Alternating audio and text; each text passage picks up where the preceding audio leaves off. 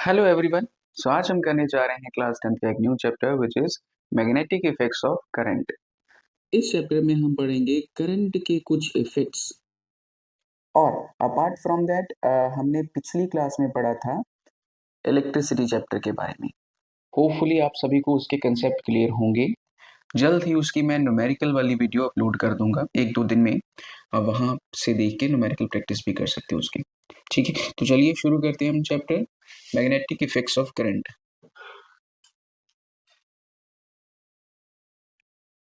Okay, सबसे पहले क्या कभी आपने ऐसी ट्रेन देखी है जो हवा में चल रही हो? है ना? देखिए, यहाँ पे एक ट्रेन है, तो होता क्या है, यहाँ पे ट्रेन के नीचे पोल्स लगे होते हैं, नॉर्थ साउथ इस तरह से। और ये जो ट्रेन की लाइन है उसके ऊपर भी पोल्स लगे होते हैं नॉर्थ एंड साउथ। तो ड्यू टू रिपल्शन जो ट्रेन होती है वो हवा में होती है ना? तो उससे क्या होता है, फ्रिक्शन रिड्यूस हो जाता है और ये जो ट्रेन है बहुत हाई स्पीड के साथ मूव कर सकती है। ठीक है, ओके। आपने एमआरआई मशीन के बारे में सुना होगा, है ना? जो कि पेशेंट की प्रॉब्लम्स को डायग्नोस करने के काम आती है ना? तो ये भी मैग्नेटिक फील्ड की हेल्प से ही पॉसिबल है। ठीक है, चलिए नेक्स्ट देखते हैं। आप speaker system, stereo system, sound system घर में यूज करते हैं, उनके जो स्पीकर हैं वो भी मैग्नेट की हेल्प से ही चलते हैं। एशिया में एक माइनर सी स्टेट है ग्रीस में, ठीक है, जिसका नाम है मैग्नीशिया। ठीक है, और जो एशियन चाइनीज थे उन्होंने एक स्टोन फाउंड किया, ठीक है, और उस स्टोन को जब भी सस्पेंड करते थे वो नॉर्थ साउथ की डायरेक्शन में इंडिकेट करता था। ठीक है, कैसे? देखिए, लेट अस सपोज कि हमारे पास ये स्टोन है, ठीक है, एक स्टोन है इस तरह का, हमने उसको थ्रेड के साथ सस्पेंड किया। ठीक है, हमने थ्रेड के साथ उसको सस्पेंड कर दिया। अब इसको घुमाएंगे, ये घूमने के बाद नॉर्थ एंड साउथ डायरेक्शन में ही आके रुकेगा। ठीक है, तो ऐसा उन्होंने फाउंड किया कि कोई स्टोन है वो हमेशा नॉर्थ एंड साउथ की डायरेक्शन में ही आ रहा है बार बार। ठीक है, तो इस स्टोन को उन्होंने यूज किया फॉर नेविगेशन। ठीक है, बाद में वही मैग्नेटिक कंपास बन गया। चलिए नेक्स्ट बात करते हैं बार मैग्नेट की। ठीक है, आप सभी ने बार मैग्नेट देखा होगा, कुछ इस तरह का बार मैग्नेट होता है। ठीक है, आपने फिजिक्स लैब, केमिस्ट्री लैब वहां पे जरूर देखा होगा। ठीक है, तो इसके ऊपर दो पोल्स इंडिकेट होते हैं, नॉर्थ एंड साउथ पोल। ठीक है, और ये बार मैग्नेट जो है ये क्या करता है, आयरन के आर्टिकल को अट्रैक्ट करता है अपनी तरफ। ठीक है, ओके। अब देखिए जरा, अगर इस बार मैग्नेट को मैं दो पार्ट्स में डिवाइड कर दूं in order to obtain north pole and south pole, क्या मैं ऐसा कर सकता हूं? बिल्कुल भी नहीं। ठीक है, ओके। अगर हमने उसको कट कर लिया, हमने सोचा कि एक नॉर्थ बन जाएगा, वन साउथ बन जाएगा, ठीक है, तो ऐसा नहीं है। ठीक है, ये जो नॉर्थ एंड साउथ आपने इमेजिन किया था वो वहां से दोबारा दो पोल बन जाएंगे ऑटोमेटिकली, जो क्या होंगे, नॉर्थ एंड साउथ। अगर फर्दर उनको डिवाइड करें, अगेन नॉर्थ एंड साउथ बन जाएंगे। कहने का ये मतलब है कि अगर हमारे पास यहाँ पे बार मैग्नेट है जहाँ पे north pole and south pole हैं, हम इन नॉर्थ एंड साउथ को अलग अलग नहीं कर सकते। जितने छोटे से छोटा पार्ट इसका निकालेंगे उसमें नॉर्थ एंड साउथ दोनों प्रेजेंट होंगे। ठीक है, तो magnet always exist in dipole. ठीक है, अब इसको फर्दर डिवाइड कर लो, ये जो छोटे छोटे पार्टिकल होंगे इनमें भी north pole and south pole present होंगे। ठीक है, चलिए अब उसके बाद बहुत इंपॉर्टेंट चीज, magnetic field lines of force. ठीक है, ओके। अब जरा एक चीज ध्यान दीजिए, अगर मैं बार मैग्नेट की बात करूं तो बार मैग्नेट क्या करता है, आयरन आर्टिकल्स को अपनी तरफ अट्रैक्ट करता है। ठीक है, तो अगर ये अट्रैक्ट करता है तो इसका मतलब ये अपने सराउंडिंग में एक फील्ड क्रिएट कर रहा होगा। ठीक है, मतलब अपने सराउंडिंग में क्या किया, इसने एक फील्ड क्रिएट किया कि अगर इस फील्ड में कोई आयरन का आर्टिकल आया तो मैं उसको अट्रैक्ट कर लूंगा। ऐसे होगा ना, यहाँ पे एक आयरन नीडल पड़ी है, ये उसको अट्रैक्ट नहीं करेगा। अगर यहाँ पे आयरन नीडल पड़ी है, श्योरली ये बार मैग्नेट उस आयरन नीडल को अट्रैक्ट कर लेगा। ठीक है, ओके। अब देखिए, तो हम ऐसा कह सकते हैं कि मैग्नेटिक फील्ड क्या है, it is field around a magnet, है ना, where its influence can be experience. जहां पे इसकी फोर्स ऑफ अट्रैक्शन को एक्सपीरियंस किया जा सकता है। ठीक है, ओके। अब ये जो मैग्नेटिक फील्ड है, हमने इसको कभी देखा तो है नहीं, है ना? तो हम क्या करेंगे, इसको सर्टेन फील्ड लाइन के साथ रिप्रेजेंट कर देंगे और उसको बोलेंगे मैग्नेटिक फील्ड लाइंस। ठीक है, तो हम क्या करेंगे, मैग्नेटिक फील्ड को सर्टेन लाइन के साथ रिप्रेजेंट कर देंगे और उन लाइंस को बोलेंगे मैग्नेटिक फील्ड लाइंस। ठीक है, ओके। अब देखिए यहाँ पे एक बार मैग्नेट है मेरे पास। ठीक है, मैंने यहाँ पे कुछ फील्ड लाइंस बना दी हैं in order to show magnetic field. ठीक है, चलिए चलिए नेक्स्ट बात करते हैं properties of magnetic field lines. Okay, तो देखिए ये जो मैग्नेटिक फील्ड लाइंस हैं, इनका मैग्नीट्यूड भी होगा और साथ ही साथ इसकी डायरेक्शन भी होगी। देखिए इनका मैग्नीट्यूड है तभी तो हम इनकी स्ट्रेंथ फाइंड कर रहे हैं, है ना? ये चीजों को अपनी तरफ अट्रैक्ट कर रहा है, कुछ ना कुछ मैग्नीट्यूड है ना। अगर मैग्नेट बड़ा होगा तो उसका मैग्नीट्यूड ज्यादा होगा और दूर से चीजों को अट्रैक्ट करेगा, है ना? ओके, तो इसका मैग्नीट्यूड भी है, ठीक है, और साथ ही साथ इसकी कुछ डायरेक्शन भी है। अब इसकी डायरेक्शन किस तरफ है, आप डायग्राम में देखिए जरा। तो अगर हम बात करें आउटसाइड द मैग्नेट, तो आउटसाइड इसकी डायरेक्शन क्या है, फ्रॉम नॉर्थ टू साउथ, है ना? यहां से नीचे से भी देखिए, outside a bar magnet its direction is from north to south. Okay, लेकिन अगर इनसाइड बात करें तो इनसाइड इसकी डायरेक्शन होगी फ्रॉम साउथ टू नॉर्थ। ठीक है, अब देखिए यहाँ पे एक बार मैग्नेट है, हमने यहाँ पे एक मैग्नेटिक मैग्नेटिक नीडल रख दी है। ठीक है, ये साउथ को इंडिकेट करेगी, ये नॉर्थ को इंडिकेट करेगी। ओके, हमने बहुत सारे मैग्नेटिक फील्ड लाइंस यहाँ पे रख दी है। ठीक है, तो वो अपने आप को कुछ इस तरह से इंडिकेट कर लेंगे। ठीक है, जिससे हमें ये पता चलता है कि मैग्नेटिक फील्ड लाइंस की डायरेक्शन क्या है, फ्रॉम नॉर्थ टू साउथ। ठीक है, तो हमें पता चला कि आउटसाइड बार मैग्नेट उसकी डायरेक्शन क्या है, नॉर्थ से साउथ। ठीक है, emerges from north and merges at south pole. चलिए, इस तरह की मैग्नेटिक नीडल्स होती हैं छोटी छोटी। ठीक है, नेक्स्ट देखिए, अगर इनसाइड द मैग्नेट बात करें तो डायरेक्शन कहां से कहां होती है, साउथ पोल से नॉर्थ पोल की तरफ। तो इसका मतलब ये है कि फील्ड लाइंस पहले जाती है नॉर्थ से साउथ की तरफ, फिर साउथ से नॉर्थ की तरफ इनसाइड, है ना? तो देखिए ये क्लोज लूप नहीं बन रही यहाँ पे ऐसे, और इसी तरह से नीचे भी, कि यहाँ से फील्ड लाइन गई साउथ की तरफ और यहाँ से इस तरफ आ गई, तो यहाँ पे भी क्लोज लूप बन रही है ना? तो मैग्नेटिक फील्ड लाइंस क्या बनाती हैं, क्लोज लूप बनाती हैं इस तरह से।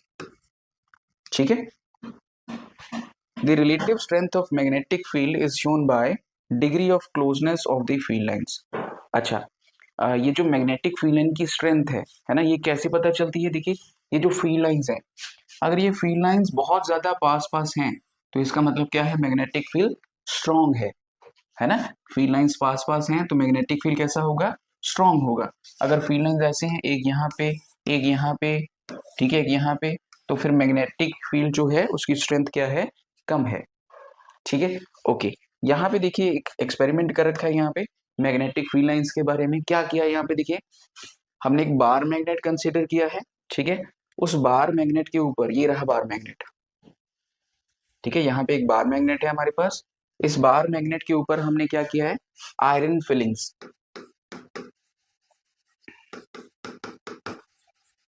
ठीक है, आयरन फिलिंग्स को क्या किया है, स्प्रिंकल किया है, जैसे नमक को स्प्रिंकल करते हैं ना खाने के ऊपर, उसी तरह से हमने आयरन फिलिंग्स को स्प्रिंकल किया है। कहाँ पे, बार मैग्नेट के ऊपर।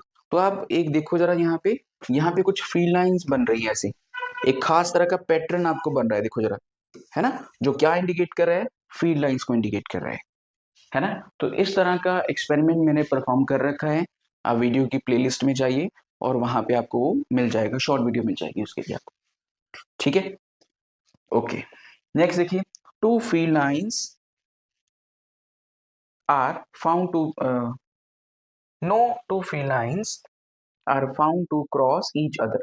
अब देखिए यहाँ पे जो फील्ड लाइंस हमने बनाई है ना, जैसे कि ये वाली फील्ड लाइन है, एक ये वाली फील्ड लाइन ऐसे जा रही है, देखिए, है ना? तो क्या हो रहा है, कहते कि ये कभी भी एक दूसरे को क्रॉस नहीं करेंगे। कि ऐसा नहीं होगा कि ये फील्ड लाइन आ रही है ऊपर से ऐसी आ रही, मतलब ये इंटरसेक्ट नहीं करने वाली। क्यों नहीं करने वाली, देखो जरा, यहाँ से जो फील्ड लाइन क्रिएट होगी ये वाली, ठीक है, ये क्या करेंगे, ये जा रही है नॉर्थ से साउथ की तरफ, और ये वाली जो फील्ड लाइन है ये भी नॉर्थ से साउथ की तरफ जा रही है ना।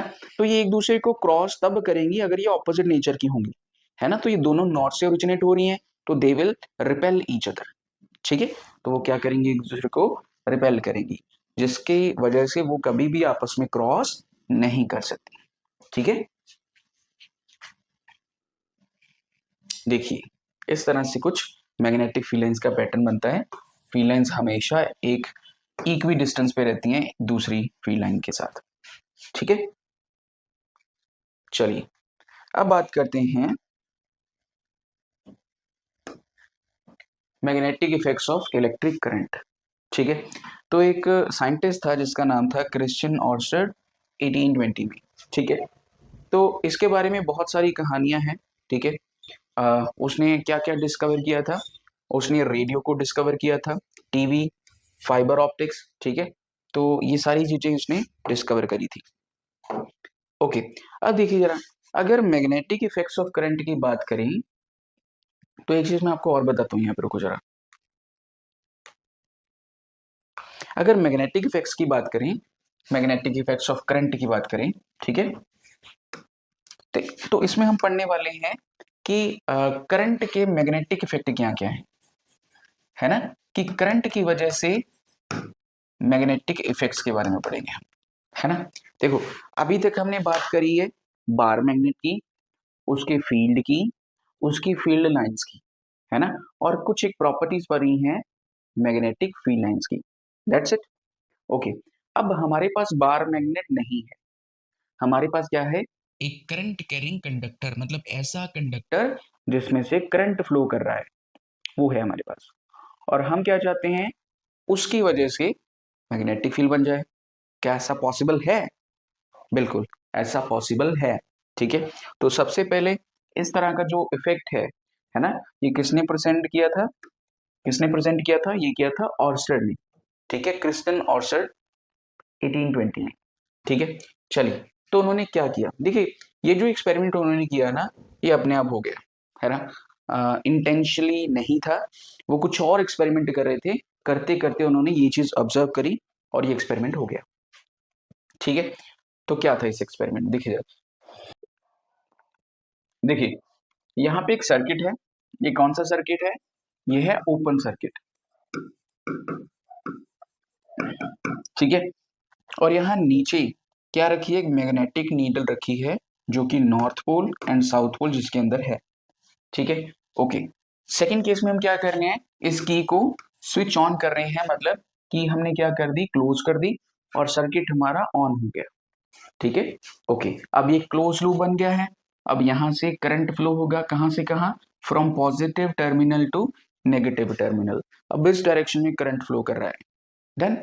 ओके, और ये जो मैग्नेटिक नीडल है ना, देखिए जरा कितनी स्ट्रेंज बात है, पहले मैग्नेटिक नीडल ऐसे थी, बाद में ये नीचे की तरफ ऐसे जाने लगी, या आप ऐसा बोलो कि ये जो नॉर्थ पोल था यहाँ पे था ना एक्चुअली, ये ऐसे मूव करने लगा और साउथ वाला नीचे जाने लगा, है ना, नॉर्थ ऊपर की तरफ आ गया और साउथ नीचे की तरफ आ गया, इस तरह से, है ना। ये कैसे हो गया, हमने तो सिर्फ करंट फ्लो करवाया सर्किट में, और ये कैसे मूव करने लगा, है ना। उसने दोबारा ट्राई किया, उसने क्या किया, अब सर्किट में करंट की डायरेक्शन को चेंज कर दिया, ठीक है। अब देखिए जरा, जैसे ही करंट की डायरेक्शन को चेंज किया, पहले क्या था, पॉजिटिव इस तरफ था, अब इस तरफ पॉजिटिव है ना। अब करंट जा रहा है फ्रॉम पॉजिटिव टू नेगेटिव, तो बी से ए की तरफ करंट आ रहा है, तो देखिए जैसे ही करंट फ्लो कर रहा है, ये जो नीडल है ये ऑपोजिट डायरेक्शन में मूव करने लगी, पहले इस डायरेक्शन में मूव कर रही थी, अब इस डायरेक्शन में कर रही है ना। ये क्या चक्कर है, करंट चेंज किया, डिफ्लेक्शन चेंज हो गई, है ना। तो यहां से एक चीज पता चलती है कि अगर ये जो मैग्नेटिक नीडल है, अगर ये डिफ्लेक्ट हो रही है, अपने पास से डेविएट हो रही है, तो इसका मतलब है कि इसके ऊपर एक मैग्नेटिक फोर्स लग रही होगी, है ना। और वो मैग्नेटिक फोर्स कहाँ से आई, वो हो सकता है कि इस करंट की वजह से आई हो, यहाँ पे भी और यहाँ पे भी, ठीक है। चलिए तो इससे ये प्रूव हो गया कि हाँ, जो करंट है वो भी मैग्नेटिक फील्ड प्रोड्यूस कर सकता है। ठीक है, चलिए देखिए, when current flows from south to north, the north pole of magnet deflect over west. अब देखिए कैसे ही कह रहे हैं। देखिए स्टार्टिंग में इस तरह से हमने मैग्नेटिक नीडल को रखा था। ठीक है, आप ऐसा सपोज कर लो कि जैसे यहाँ पे इन्होंने बनाया है, ये साउथ है, ये नॉर्थ है, और इस डायरेक्शन में ईस्ट होगा और नीचे की तरफ वेस्ट होगा, ऐसे ही होगा। अभी कह रहे हैं कि अगर करंट फ्लो करे कहाँ से कहाँ, साउथ से नॉर्थ, अगर इस डायरेक्शन में करंट फ्लो करे, ये वाला केस, ठीक है, और ये जो मैग्नेटिक नीडल है ये किस तरफ डिफ्लेक्ट हुई थी, ये नीचे की तरफ डिफ्लेक्ट हुई थी, तो नॉर्थ पोल किस तरफ डिफ्लेक्ट होगा, वेस्ट की तरफ। ध्यान से सुनो, अगर करंट की डायरेक्शन इस तरफ है ना, करंट की डायरेक्शन इस तरफ है, ये कौन सा पोल है इस तरफ, साउथ, और इस तरफ है नॉर्थ, ठीक है, तब ये मैग्नेटिक नीडल किस तरफ डिफ्लेक्ट होगी, नॉर्थ वाली, वेस्ट की तरफ। तो यही कह रहे हैं ये, ठीक है, when current flows from south to north, the north pole of magnet deflect over west, simple सी बात। और इसी को इसने नाम दिया स्नो रूल, स्नो, ठीक है, जब करंट की डायरेक्शन हो साउथ से नॉर्थ की तरफ, ठीक है, तो जो नॉर्थ पोल है वो किस तरफ होगा, वेस्ट की तरफ डिफ्लेक्ट होगा, ठीक है। चलिए अब देखते हैं कि ये सारा ऑर्स्टेड ही काम अभी कर रहा था, ठीक है, कि करंट कैरिंग कंडक्टर में कैसे जो है मैग्नेटिक फील्ड बन रहा है, ठीक है। ओके, अब देखिए जरा, यहाँ पे हमारे पास क्या है, एक कंडक्टर है, ठीक है, मतलब ए भी एक हमारे पास कंडक्टर है या वायर है, ऐसा कंसिडर कर सकते हैं।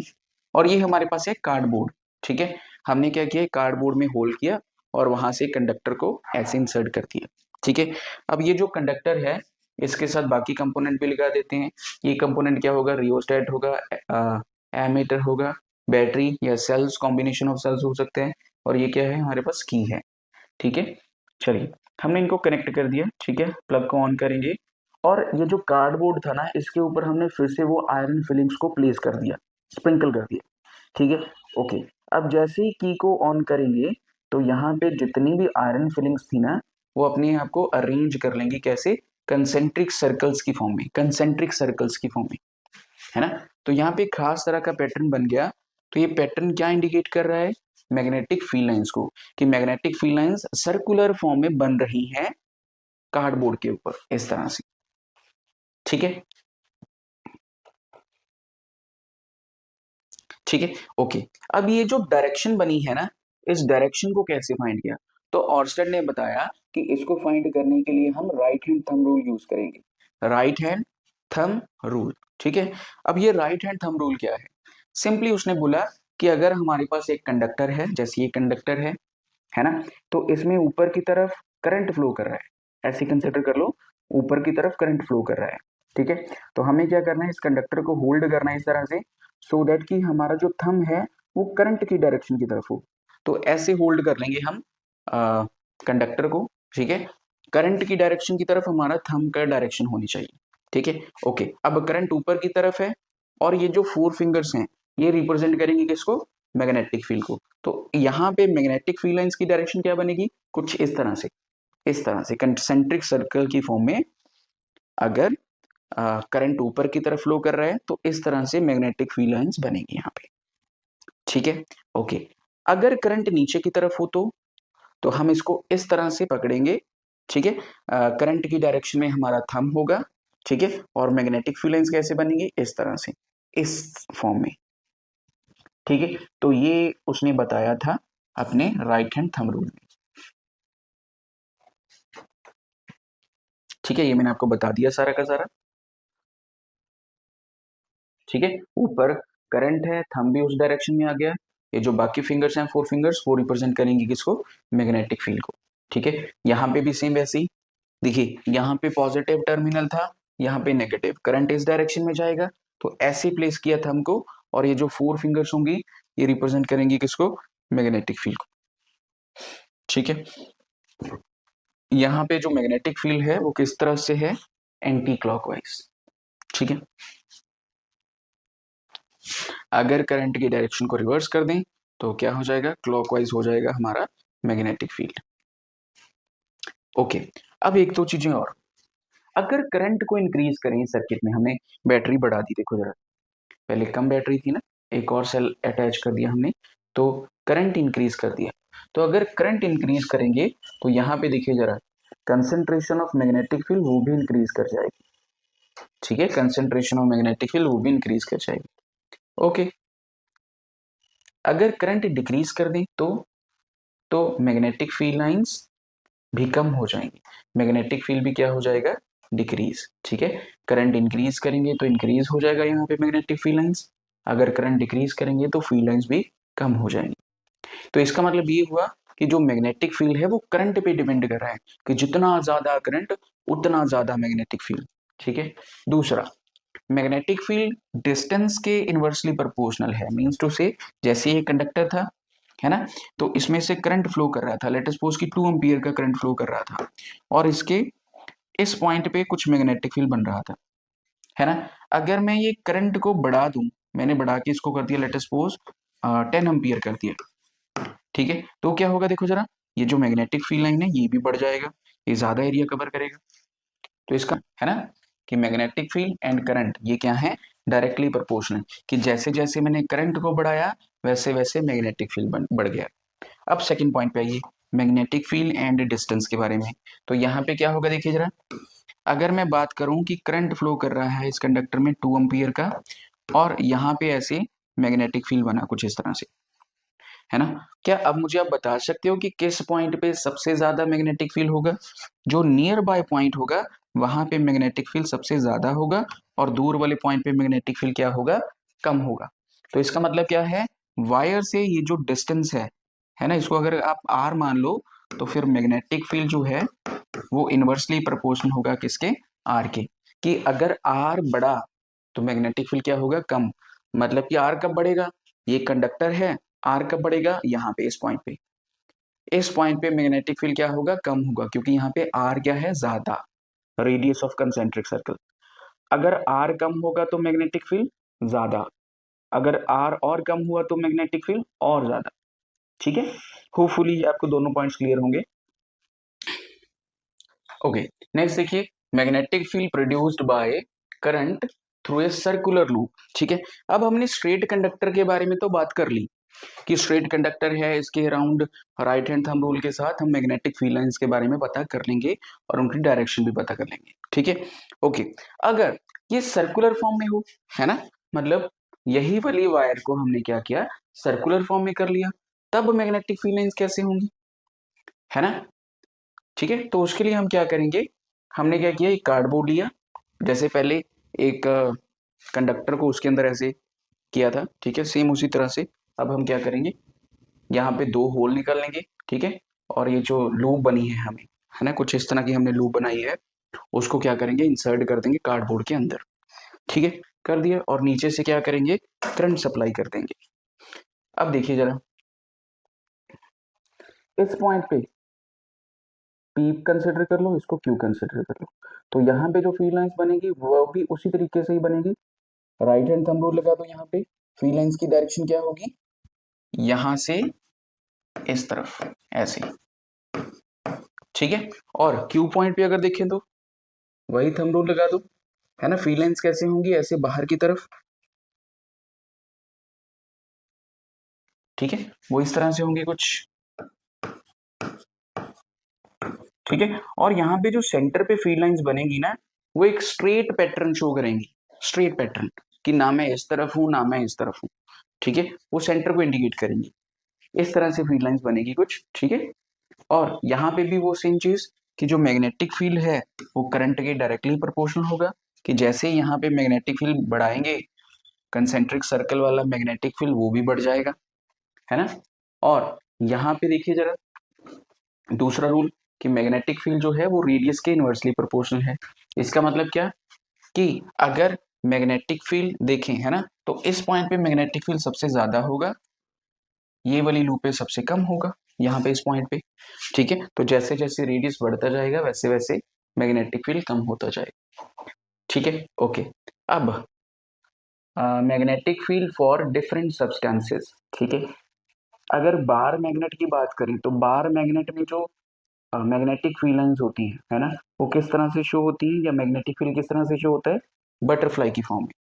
ठीक है, अगर स्ट्रेट कंडक्टर की बात करें तो उसमें कंसेंट्रिक सर्कल्स की फॉर्म में होता है। ठीक है, ओके। अगर अब बात करें हम ये जी magnetic field for a circular loop, ठीक है, तो उसमें magnetic field lines concentric circle की फॉर्म में ही होती हैं हर एक पॉइंट पे। ठीक है, और ये जो सेंट्रल फील्ड लाइन है ये स्ट्रेट दिखाई देती है हमें। ठीक है, चलिए अब जरा ये इसको ध्यान से समझिए जरा, है ना, कि हमारे पास यही वाली लूप है। ठीक है, अब इस लूप को हमने क्या किया, कुछ करंट सप्लाई किया। ठीक है, और यहाँ पे कुछ इस तरह से मैग्नेटिक फील्ड बना। बहुत ही ध्यान से ऑब्जर्व करना इस चीज को। ठीक है, इसको भी आप सेम ऑर्स्टेड के रूल के साथ ऑब्जर्व कर सकते हो, है ना, कि अगर यहाँ से करंट फ्लो हो रहा है ना, ये सेंटर वाली लूप से अगर करंट फ्लो हो रहा है तो मैग्नेटिक फील्ड लाइंस ऐसी बनेगी। ये जो घूम रही हैं ये क्या है, magnetic field lines concentric circles की फॉर्म में। ओके, आप बता सकते हो कि यहाँ पे करंट की डायरेक्शन क्या होगी, करंट की डायरेक्शन क्या होगी, देखिए जरा। अभी अभी यहाँ पे इस पॉइंट पे जो फील्ड लाइंस है वो ऐसे घूम रही है पीछे की तरफ, ये वाले पॉइंट पे ऐसे घूम रही है पीछे की तरफ ऐसी, तो इसका मतलब करंट किस डायरेक्शन में होगा, थंब की डायरेक्शन में। पॉइंट पे करंट इस डायरेक्शन में होगा। ठीक है, और नीचे वाले केस में देखिए जरा, ये जो फील्ड लाइंस हैं ये कैसे जा रही हैं, ये बाहर की तरफ ऐसे जा रही हैं, तो यहां से इस तरफ क्या होगा, करंट की डायरेक्शन। तो लूप में इस तरह से करंट फ्लो कर रहा है और साथ में मैग्नेटिक फील्ड लाइंस इस तरह से।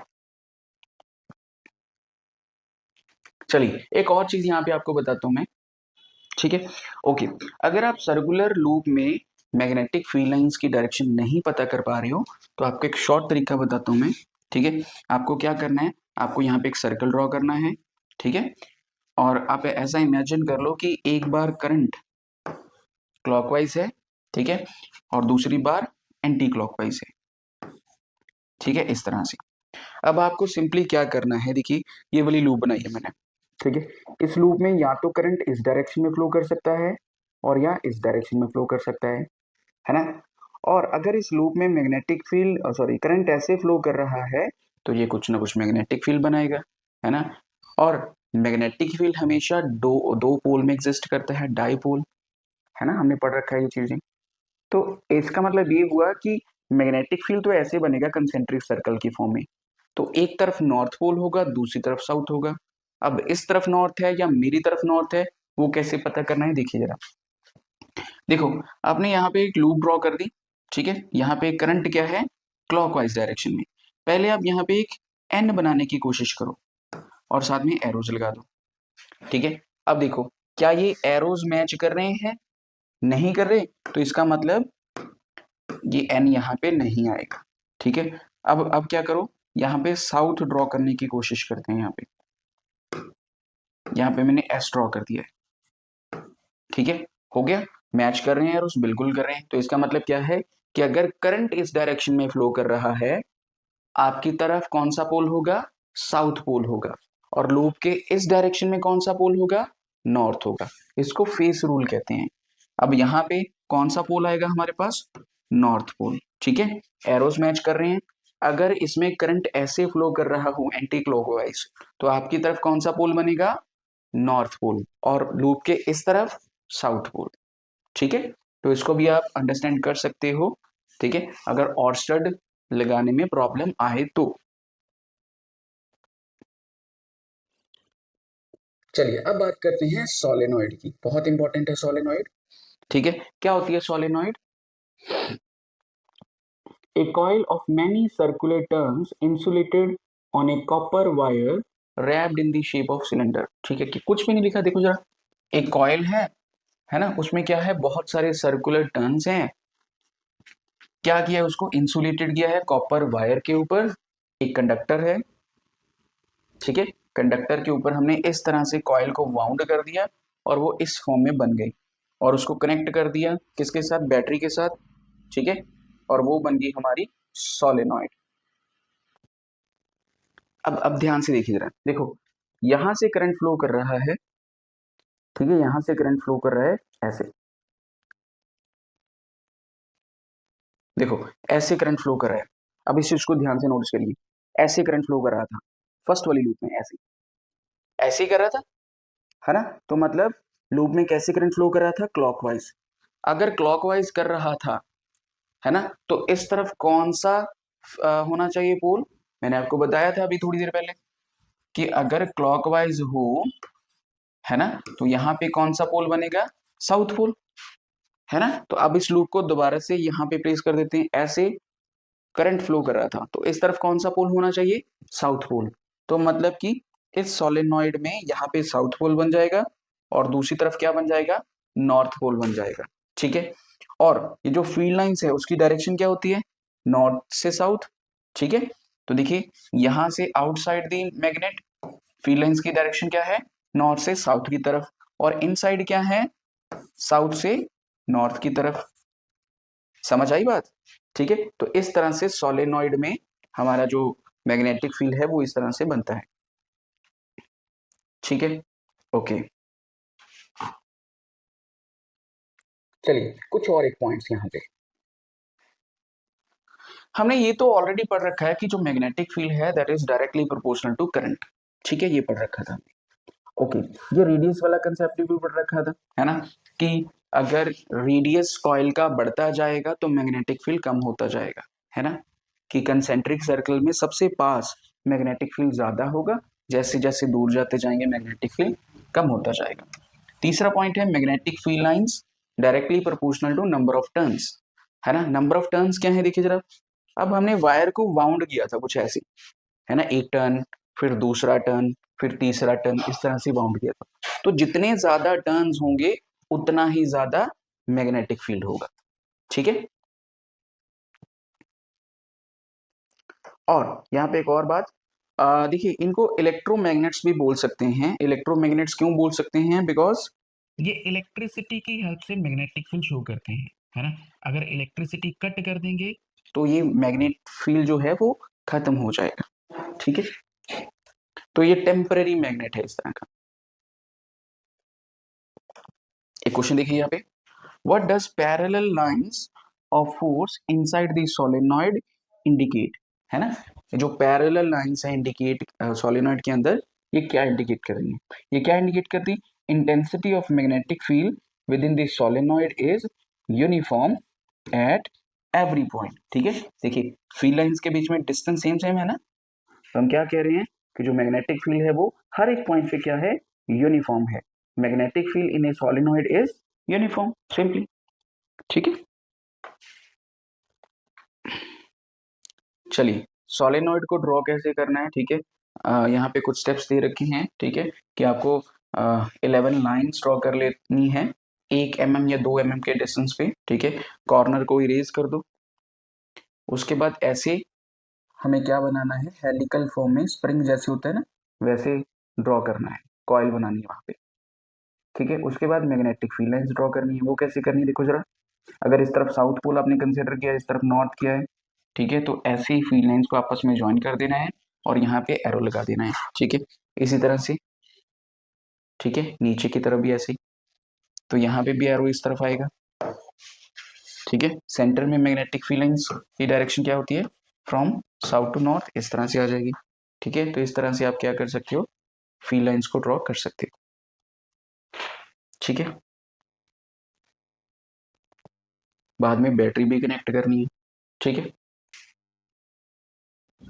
नेक्स्ट देखिए एप्लीकेशंस ऑफ इलेक्ट्रोमैग्नेट्स। अगर टेम्पररी मैग्नेट्स की बात करें तो उसमें इलेक्ट्रोमैग्नेट्स होते हैं जो स्क्रैप उठाने के लिए यूज करते हैं, कि जब तक उनमें से करंट फ्लो करेगा तब तक वो क्या करेंगे, मैग्नेटिक बिहेवियर शो करेंगे, ठीक है। जब करंट बन, मैग्नेटिक फील्ड भी बन, ठीक है, ओके। तो स्क्रैप उठाने के लिए ऐसे यूज कर सकते हैं।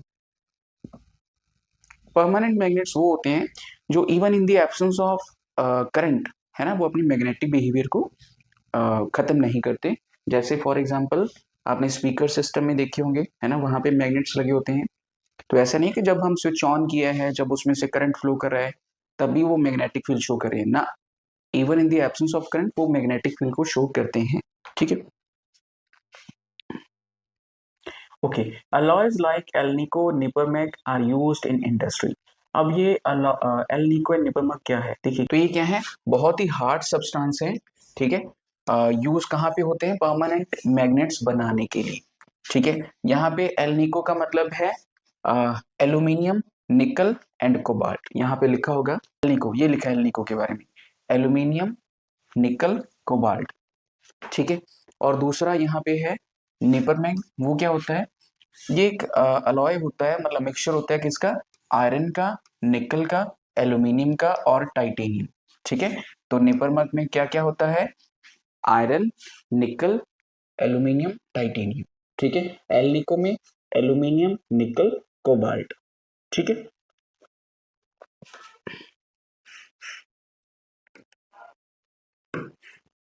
चलिए, तो आपने देखा होगा कि कुछ जो मैग्नेट्स हैं वो मोटर में भी यूज किए जाते हैं, ठीक है।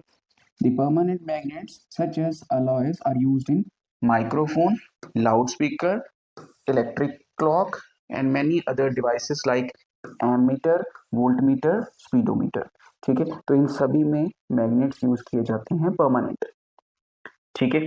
जैसे ये माइक्रोफोन है, आपने कभी ओपन किया अपना माइक्रोफोन, ठीक है, तो उसमें भी क्या लगे होते हैं, मैग्नेट्स लगे होते हैं। यहाँ पे स्पीकर है, लाउड स्पीकर है ना, वहां पे भी मैग्नेट्स लगे होते हैं। ये जो इलेक्ट्रिक क्लॉक होते हैं, इनके अंदर भी क्या होते हैं, मैग्नेट्स लगे होते हैं। A magnet is use to load and transport scrap iron, ठीक है, वो हम ऑलरेडी बात कर चुके हैं। All scraps and loose iron material get attracted, magnetism is induced in the disk as it is not feasible to create a permanent magnet for such big size and store such big magnets, ठीक है। Hence the magnetic cranes are used to load and transport scrap। देखिए, ये जो बड़े बड़े scrap उठाना होता है हर जगह से, है ना, एक जगह से दूसरी जगह ले जाने के लिए, तो वहां पे इलेक्ट्रोमैग्नेट्स यूज करते हैं कि इलेक्ट्रिक फील्ड जब जब फ्लो करेगा वो मैग्नेट रहेंगे, ठीक है। क्योंकि इतने बड़े magnet banana it is not possible permanent, ठीक है। तो उसके लिए हम टेम्पररी मैग्नेट्स बनाते हैं कि अपना काम हुआ, इलेक्ट्रिसिटी की हेल्प से उसको बंद कर दिया। और ऐसी मैग्नेट्स को हम ट्रांसपोर्ट भी नहीं कर सकते, कहीं रख भी नहीं सकते, है ना। ऐसा ना हो कि यहाँ से हम ट्रांसपोर्ट करके कहीं लेके जा रहे हैं मैग्नेट को और वो गाड़ियों को अट्रैक्ट कर रहा है ना, घर के, आपके घर के अंदर जो भी स्क्रैप है उसको भी उठाता जा रहा है अपने आप ही, तो इट इज नॉट पॉसिबल, ठीक है। अब जरा एक और चीज समझिए यहाँ पे, force acting on A current carrying conductor placed in magnetic field, ठीक है। ये हमारा नेक्स्ट टॉपिक है। हमारे पास यहाँ पे है एक हॉर्स शू मैग्नेट, ठीक है, हॉर्स शू के शेप का है ये, ठीक है, ओके। अब देखिए, अगर एक और हॉर्स शू मैग्नेट को इसके पास लाएं सच दैट कि ये भी नॉर्थ पोल है, ये भी नॉर्थ पोल है, तो ये क्या करेंगे एक दूसरे को, ऑब्वियसली रिपेल करेंगे। ये जो साउथ साउथ है ये भी क्या करेंगे, रिपेल करेंगे, पीछे हट गया, है ना। तो कुछ इसी तरह का कंसेप्ट हम यूज करने वाले हैं force on A current carrying conductor, ठीक है। कैसे, अब देखिए जरा,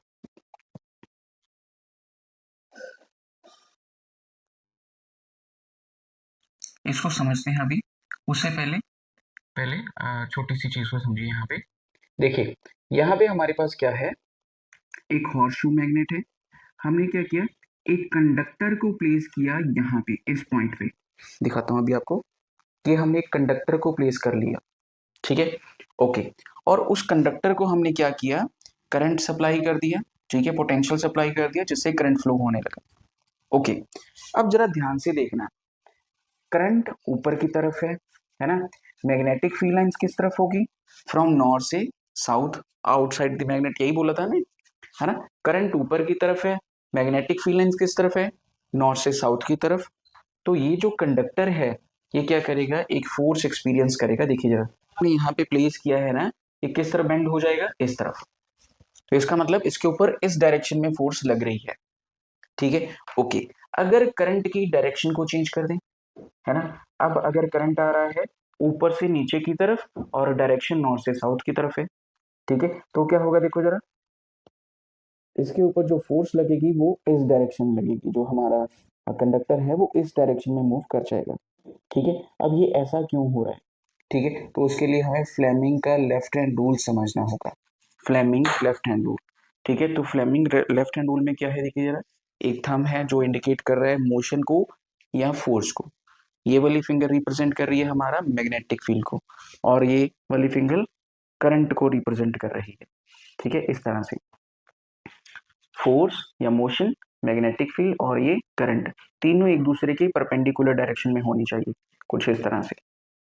ठीक है, ऐसे होनी चाहिए। ओके, अब वही कंसेप्ट यहाँ पे लगाए हैं हमने। ठीक है, देखिए जरा पिछले वाली। ओके, अब देखिए जरा, करंट कहाँ से कहाँ आ रहा था, नीचे से ऊपर की तरफ ऐसे आ रहा था करंट नीचे से, और मैग्नेटिक फील्ड किस तरफ था, नॉर्थ से साउथ की तरफ, मतलब इनवर्ट इस डायरेक्शन में। तो सबसे पहले मैग्नेटिक फील्ड वाली फिंगर को, ये हमारा है right hand rule, sorry left hand rule, तो ये हमारा लेफ्ट हैंड रूल। तो इस डायरेक्शन में हमारा मैग्नेटिक फील्ड था, है ना। करंट किस डायरेक्शन में था, करंट था नीचे की डायरेक्शन की तरफ, कुछ इस तरह से, है ना। और इसके ऊपर फोर्स किस तरफ लगेगी, फोर्स लगेगी इस तरफ। अपने हैंड को होल्ड करो, ठीक है, उससे पता चल जाएगा आपको। ठीक है, तो इस तरफ फोर्स लग जाएगी इसके ऊपर। अगर पिछले वाला केस कंसिडर करें हम, कि जहां करंट की डायरेक्शन डिफरेंट थी, ये वाला केस कंसिडर करते हैं, चलिए ये आपको समझ आ जाएगा अच्छे से। अब देखिए, करंट की डायरेक्शन किस तरफ है, ऊपर की तरफ, है ना। तो मैं अपनी फिंगर को ऐसे ऊपर की तरफ ले जाता हूँ। मैग्नेटिक फील्ड किस तरफ था, वो था इनवर्ड, इनवर्ड मतलब नॉर्थ से साउथ की तरफ, कुछ इस तरह से। हो गया।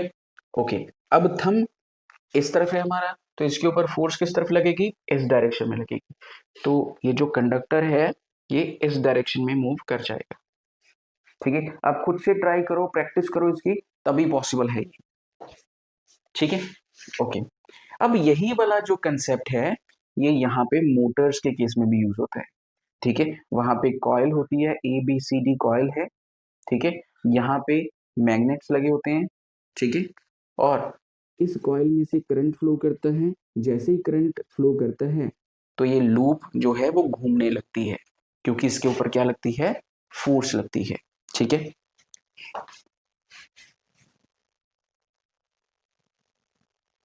ठीक है, फ्लेमिंग्स लेफ्ट हैंड रूल पता चल गया। ये काफी इंपॉर्टेंट है, आपको याद होना चाहिए। ओके, अब इलेक्ट्रिक मोटर आपने देखी होगी, इस तरह की मोटर्स, इनमें भी सेम यही कंसेप्ट यूज होता है कि whenever a current carrying conductor placed in magnetic field, it will experience a force and the direction of force is given by Fleming left hand rule. ठीक है, इस बार हमारे सिलेबस में generator नहीं है ना। तो जनरेटर के केस में फ्लेमिंग का राइट हैंड रूल यूज होता था, और मोटर के केस में फ्लेमिंग्स लेफ्ट हैंड रूल। ठीक है, आपको ये याद रखना है। ओके, वर्किंग प्रिंसिपल वही है कि force is exerted on A current carrying conductor placed in magnetic field. DC motor हो या एसी मोटर हो, सभी में यही कंसेप्ट यूज होगा। ये हमारे सिलेबस में नहीं है, लेकिन फिर भी आप एक बार इसको देख लो कि ऐसे करंट अगर फ्लो करेगा, ठीक है, तो इसके अंदर क्या होगा, फोर्स लगेगी, और इस तरह से ये लूप मूव करने लगेगी। ठीक है,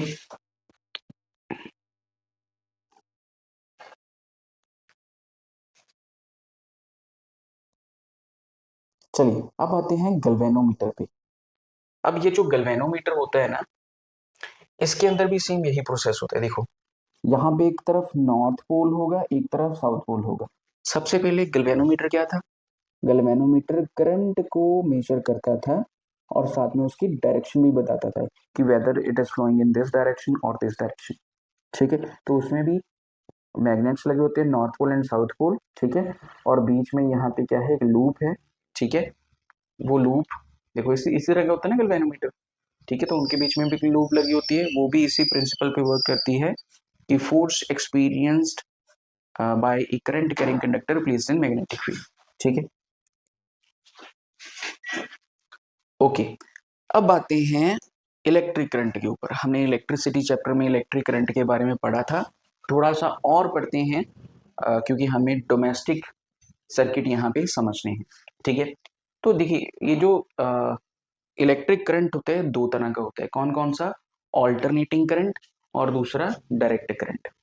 ओके, जो डीसी करंट होता है, डायरेक्ट करंट होता है, ये जो आप सेल बैटरीज यूज करते हैं, इस तरह का करंट वहां पे प्रोड्यूस होता है। और ये जो डीसी करंट है, ये कहाँ पे प्रोड्यूस होता है, इसका सिंबल ये वाला होता है, एसी करंट का, इस तरह का। ठीक है, ये कहाँ पे यूज करते हो आप? घर पे जितनी भी चीजें यूज करते हो वो सारी की सारी एसी करंट के साथ या एसी के साथ चलती हैं, ठीक है। ये सिनुसॉइडल वेव की फॉर्म में ट्रेवल करता है कुछ इस तरह से, ऐसे, ठीक है। इसी वजह से इसका साइन ये है, साइन वेव की फॉर्म में ट्रेवल करता है। AC current start from one direction, reaches to its maximum value and goes to zero. कैसे, देखो जरा,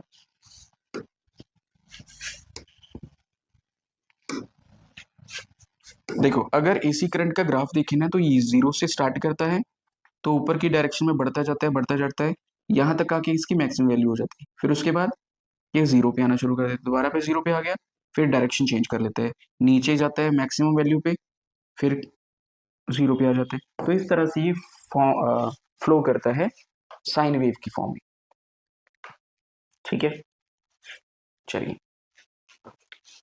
यहाँ पे डायरेक्शन ऑफ करंट जो है वो चेंज नहीं होती, ठीक है। यहाँ पे करंट की डायरेक्शन चेंज होती है। फॉर एग्जाम्पल देखिए यहाँ पे,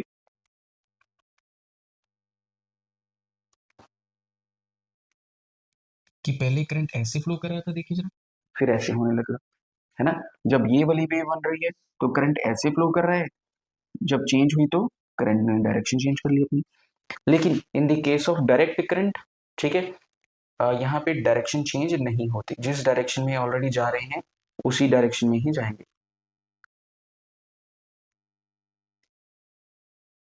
देखिए यहाँ से ऐसे फ्लो करेगा तो ये ऐसे ही करता रहेगा, डायरेक्शन चेंज नहीं करेगा, पॉजिटिव से नेगेटिव की तरफ।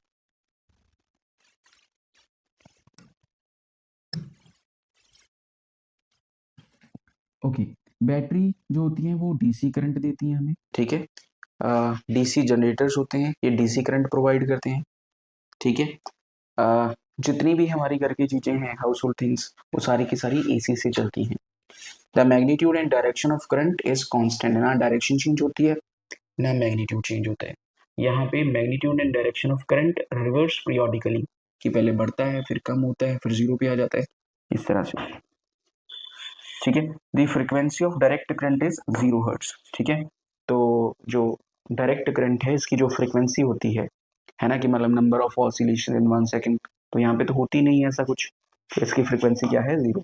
लेकिन यहाँ पे जो फ्रीक्वेंसी है वो 50 हर्ट्ज होती है, ठीक है। इंडिया में 50 हर्ट्ज होती है और बाहर वाले कंट्रीज में 60 हर्ट्ज भी होती है, यूएसए में 60 हर्ट्ज है, ठीक है। मतलब कि 1 सेकेंड में कितनी बार ये जीरो पे है, मतलब 50 वेव्स ट्रेवल करी 1 सेकेंड में, नंबर ऑफ ऑसिलेशंस या 50 ऑसिलेशंस इन 1 सेकेंड।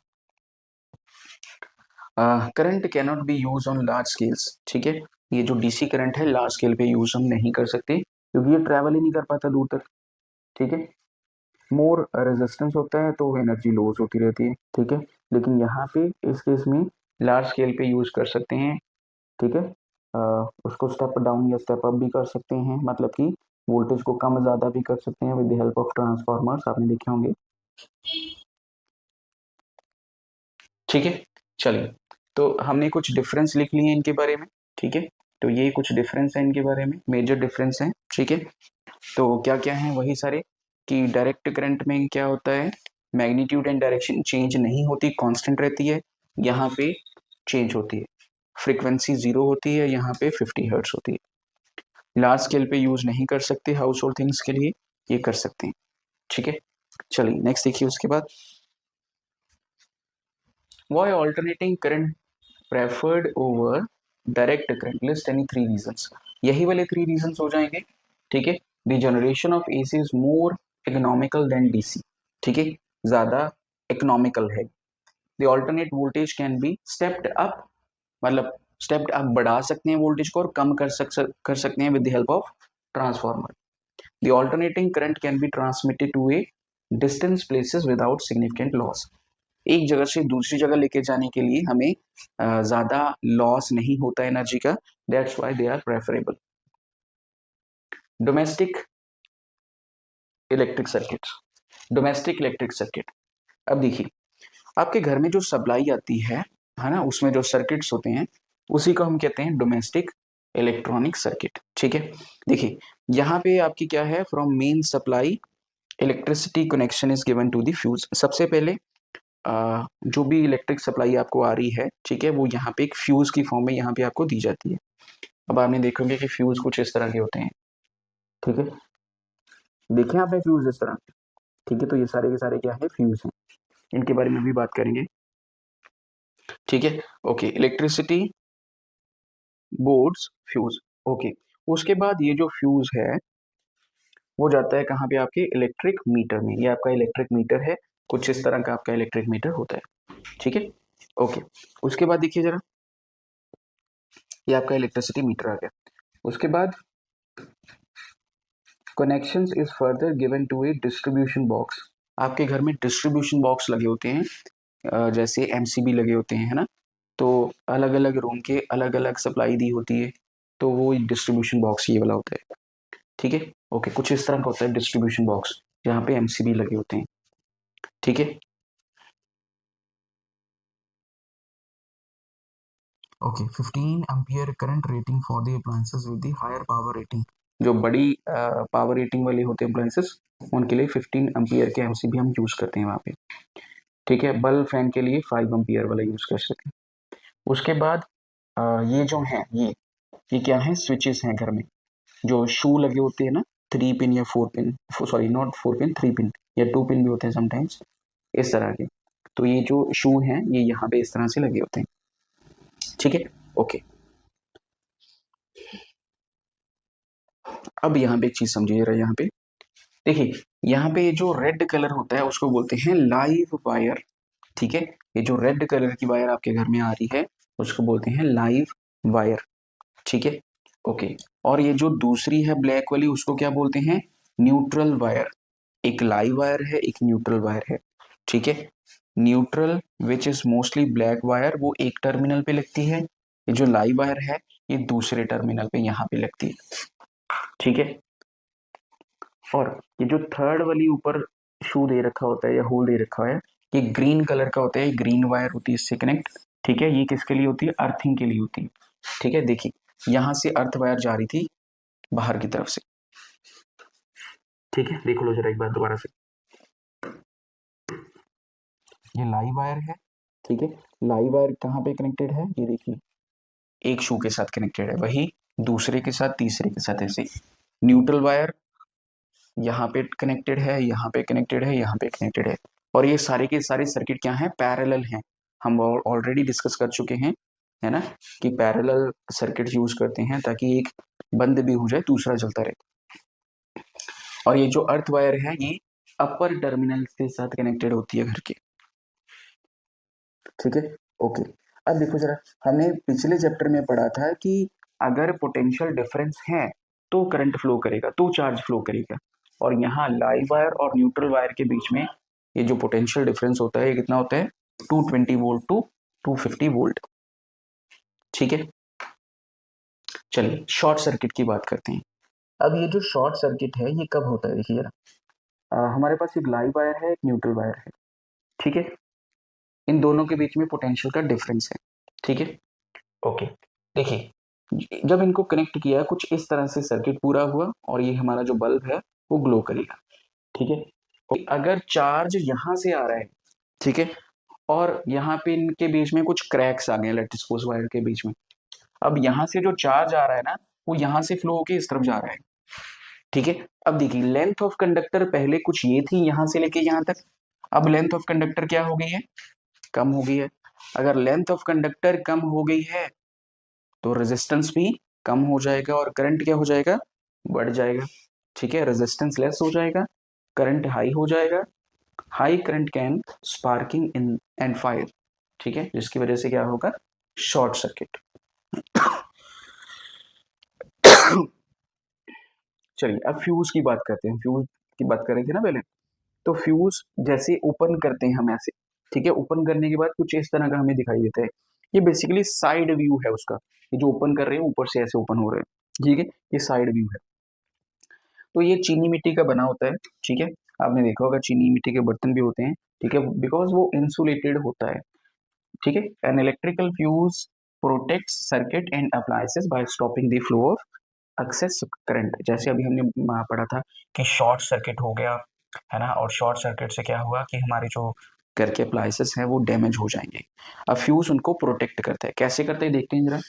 तो फ्यूज के अंदर एक वायर लगी होती है कुछ इस तरह से, ठीक है, वायर लगी होती है। वायर किसकी होती है, लेड की होती है या टिन की होती है। ओके, और इनकी स्पेशलिटी होती है इन वायर्स की कि इनका जो मेल्टिंग पॉइंट है ना वो लो होता है।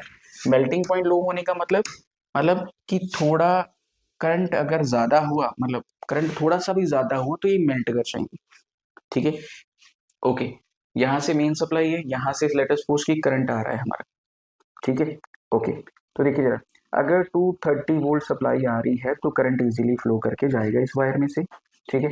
अगर शॉर्ट सर्किट हो गया तो करंट बढ़ जाएगा, है ना। करंट बढ़ जाएगा तो क्या होगा, यहाँ से करंट फ्लो हो रहा है और यहाँ पे डैमेज कर सकता है, ऐसे होगा, ठीक है। कुछ अप्लायंसेस को डैमेज कर सकते हैं। लेकिन हम क्या कर रहे हैं, हम फ्यूज को कनेक्ट कर रहे हैं सो दैट कि उसका मेल्टिंग पॉइंट लो हो। उससे क्या होगा, ये वायर यहाँ पे मेल्ट हो जाएगी, है ना, और करंट आगे तक पहुंच ही नहीं पाएगा, ठीक है। ध्यान से सुनो हम क्या कर रहे हैं कि जब करंट कम था तो नॉर्मली फ्यूज वर्क कर रहा था, उसकी जो वायर थी वो नहीं टूटी, है ना। जैसे ही पीछे से ज्यादा करंट आया या शॉर्ट सर्किट हुआ तो फ्यूज वाली वायर मेल्ट हो जाएगी और सर्किट कंप्लीट नहीं होगा, जिससे हम क्या कह सकते हैं कि जो हमारे अप्लायंसेस हैं वो टीवी फ्रिज वगैरह वो क्या रहेंगे, सेव रहेंगे। क्यों, क्योंकि यहाँ पे सर्किट हमारा ब्रेक हो गया है, ठीक है। नेक्स्ट देखिए, wire carrying electricity should not be touched bare footed, ठीक है। हम कहते हैं ना कि नंगे पैर नहीं खड़े होना चाहिए या टच नहीं करना चाहिए वायर को, है ना। ऐसा क्यों, देखिए जरा। तो यहाँ पे हमारे पास पोटेंशियल सप्लाई है 220 वोल्ट, यहाँ से जो मिल रही पोटेंशियल डिफरेंस क्या है, 220 वोल्ट। और यहाँ अर्थ का पोटेंशियल मैंने पिछली वीडियो में आपको बताया था कितना होता था, 0 होता था, ठीक है। ओके, अब अगर कोई बंदा इसको टच करे, ठीक है, और नंगे पैर यहाँ पे खड़ा हो जाए तो क्या होगा, पोटेंशियल कहाँ से कहाँ मूव करता है, हायर टू लोअर साइड। अब उसको एक रास्ता मिल गया कि इस रास्ते से ट्रेवल करके आप अर्थ की तरफ जाओ, तो उससे क्या होगा, हमारी जो ह्यूमन बॉडी है कंडक्टर है इलेक्ट्रिसिटी की, ठीक है, और करंट यहाँ से फ्लो होके जाएगा और हमें करंट लगेगा, ठीक है। तो पर्सन को क्या लगेगा, शॉक लगेगा। देख लो, पता चल ही रहा है उसको शॉक लग गया, ठीक है। पहले वो स्माइल कर रहा था, बहुत ज्यादा स्माइल कर रहा है, ठीक है। अगर रबर शू पहने हैं तब क्या होगा, यहाँ से करंट आएगा, ठीक है, और वो फ्लो करने की कोशिश करेगा लेकिन वहां तक पहुंच ही नहीं पाएगा, है ना। तो current will stop. Overload, overload क्या होता है देखो जरा। ओवरलोड में क्या होता है कि जैसे लेट अस सपोज कि हमने यहाँ पे फ्यूज अटैच किया है, फ्यूज के बाद हमारे पास वो जो एमसीबी बॉक्स था वो लगा हुआ है ना। तो एक वायर से हम क्या कर रहे हैं, मतलब एक कनेक्शन से टीवी चला रहे हैं, उसी कनेक्शन से हम फ्रिज चला रहे हैं, ठीक है। उसी कनेक्शन से हम क्या कर रहे हैं, इलेक्ट्रिक प्रेस चला रहे हैं, ठीक है। उसी से एसी चला रहे हैं। तो उससे क्या होगा, ये जो वायर है ये डैमेज हो जाएगी। क्यों डैमेज हो जाएगी, ओवरलोड की वजह से। अर्थिंग, अब अर्थिंग क्या है देखिएगा। हमने बोला था कि ये जो ऊपर वाला टर्मिनल है ये अर्थ का होता है, ये लाइव वायर और ये न्यूट्रल वायर का, ठीक है। ओके, तो अर्थ में क्या होता है कि एक पिट बनाई जाती है, ठीक है, यहाँ पे उसके अंदर एक कॉपर प्लेट को फिट कर दिया या सिलेंड्रिकल कॉपर को फिट कर दिया जाता है उसके अंदर, ठीक है। और ये जो अर्थ वाली वायर है उसको कनेक्ट कर दिया जाता है उसके साथ, ठीक है। Live wire neutral wire appliances को दे दी जाती है,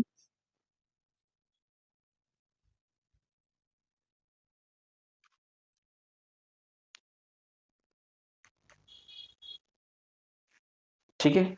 ओके, अब देखिए, कंसिडर एन इलेक्ट्रिकल अप्लायंसेस, जैसे इलेक्ट्रिक आयरन की बात हम कर रहे हैं, ठीक है।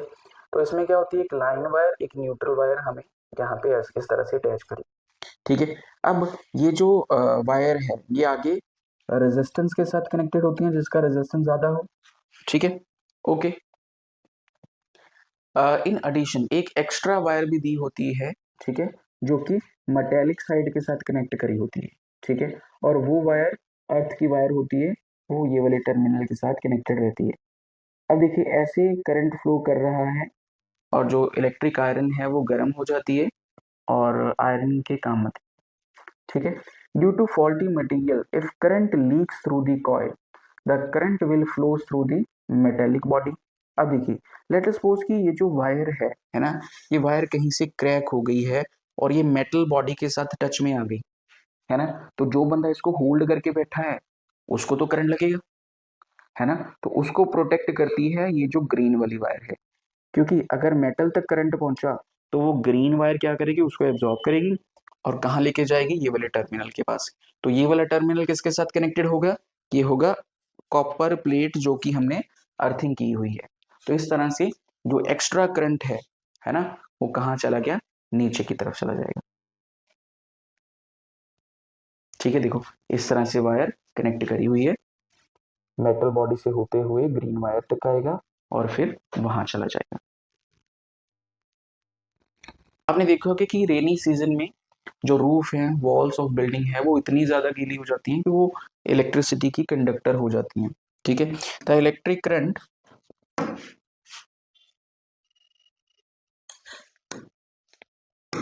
the electric current should be switched off during lightning. This will save the electric appliances, ठीक है, from burning. रेनी सीजन में आपने देखा होगा कि जो हमारी वॉल्स हैं या रूफ है वो काफ़ी वेट हो जाती हैं, जिसकी वजह से वो कंडक्टर की तरह बिहेव करती है। तो इन दैट टाइम हमें जो अपने स्विच हैं उसको बंद रखना चाहिए। ठीक है, चलिए, तो इसी के साथ ये चैप्टर हमारा यहीं पे फिनिश होता है। ठीक है, आपको कैसा लगा ये चैप्टर ज़रूर लिखिए। ठीक है, और न्यूमेरिकल्स जो भी हैं इस चैप्टर के, ठीक है, और जो PYQs हैं इस चैप्टर के वो जल्द ही अपलोड कर दिए जाएंगे इस चैप्टर में। Thank you.